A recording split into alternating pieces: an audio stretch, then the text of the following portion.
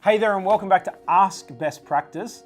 In this episode, we're talking about why the ISO 9001-2008 standard has been revised and the 2015 standard's been released. Stay tuned.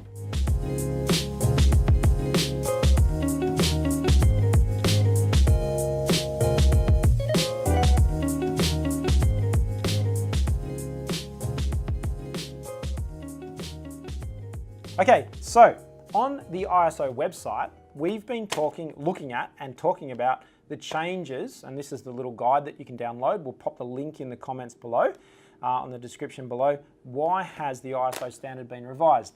Now, what happens from time to time is that the ISO, well, not what happens, the ISO standards are meant to be, or are intended to be, a good operating skeleton for an organization. Now, ISO 9001, it's been around a long time. I'm a huge advocate for the ISO 9001 standard and using it as the management system to implement your business plan.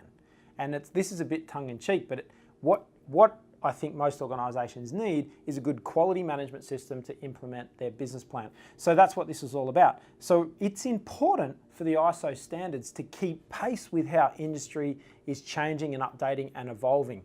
Now, because they're such complicated documents and it's such a large community that puts them together, it does take time. So even now in 2017, 2018, we're talking about ISO 9001-2015, and for those organizations that have got the 2008 revision of the standard, you're due to transition by the 23rd of March, or let's say March 2018, and importantly, by the end of 2018, say September, it's important that you've adopted and you're using the new version of the standard. Now, importantly, I'll go through the changes in another video, but why did they change? They changed to keep pace with business, and what I think in the 2015 version of the standard is it has changed to this approach of corporate organizations and larger organizations that use these sorts of standards, adopting risk management and risk-based thinking, which I think is absolutely fantastic. Now, risk has obviously been a topic that's been talked about in the corporate world for a long time, but good quality risk management is now really starting to simplify and bed itself down. So ISO 9001 has adopted that approach to looking after your levels of customer satisfaction. So ISO 9001 quality management systems, it's all about customer satisfaction and looking after your customers. And you see me lots on this YouTube channel saying, what could you do to upset your customers? Or what do you do that upsets your customers? And importantly, what you want to try and avoid is making your customers feel angry or violated or really upset. And so when we look to ISO 9001 to help us do that, it's about the self-evaluation cycle or the business improvement cycle that is plan, do, check, and act. So why has it been revised?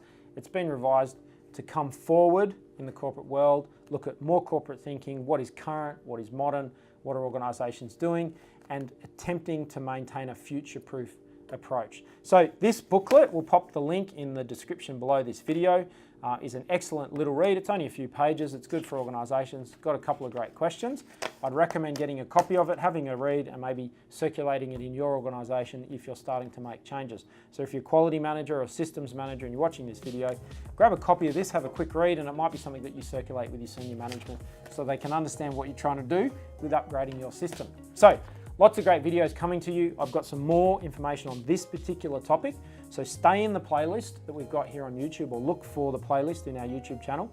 Click subscribe, stay with us, and you'll see us next time on Best Practice TV. Bye for now.